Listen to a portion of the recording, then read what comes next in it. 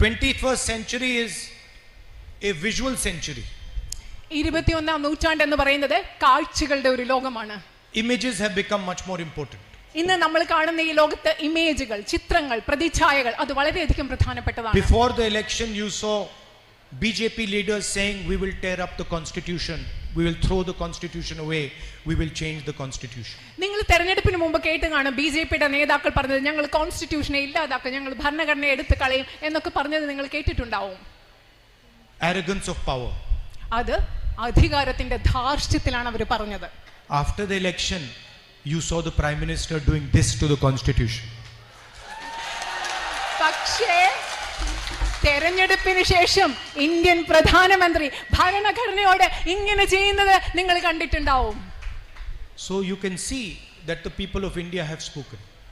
നിങ്ങൾക്ക് കാണാൻ സാധിക്കും ഇന്ത്യയിലെ ജനങ്ങൾ എങ്ങനെ അവർ സംസാരിച്ചു എന്ന് നിങ്ങൾക്ക് കാണാൻ സാധിക്കും.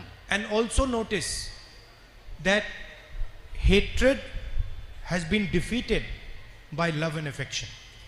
അത് മാത്രമല്ല, നിങ്ങൾ ഇതുകൂടി ശ്രദ്ധിക്കണം, ഈ രാജ്യത്തെ വെറുപ്പിനെ ഈ രാജ്യത്തെ ജനങ്ങൾ സ്നേഹം കൊണ്ട്, വാത്സല്യം കൊണ്ട് ഈ രാജ്യത്തെ ജനങ്ങൾ പരാജയപ്പെടുത്തിയിരിക്കുന്നു. Arrogance has been defeated by humility. ധാർഷ്ട്യത്തെ വിനയം കൊണ്ട് പരാജയപ്പെടുത്തിയിരിക്കുന്നു. In fact, the truth is the prime minister barely escaped in Varanasi.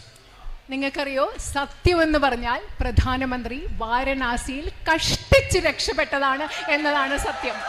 And he would have been defeated himself in Varanasi. അദ്ദേഹം തന്നെത്താൻ അവിടെ പരാജയപ്പെട്ടേനെ വാരണാസിയിൽ. The BJP was defeated in Ayodhya. BJP അയോധ്യയിൽ പരാജയപ്പെട്ടു. So even the people of Ayodhya have sent a message to the BJP that we do not appreciate hatred and violence. അത് മാത്രമല്ല, അയോധ്യയിലെ പോലും ജനങ്ങൾ ബിജെപിക്ക് കൃത്യമായ ഒരു സന്ദേശം നൽകി. ഞങ്ങൾ അക്രമത്തെ, വെറുപ്പിനെ ഞങ്ങൾ ഉൾക്കൊള്ളുന്നില്ല എന്ന് അയോധ്യയിലെ ജനങ്ങൾ ബിജെപിക്ക് കൃത്യമായ സന്ദേശം നൽകി. And the single biggest message that the people of India have given is that we are multiple traditions, we are many states, we have many histories, and every single one of these histories, every single one of these traditions, every single one of these religions is going to be respected.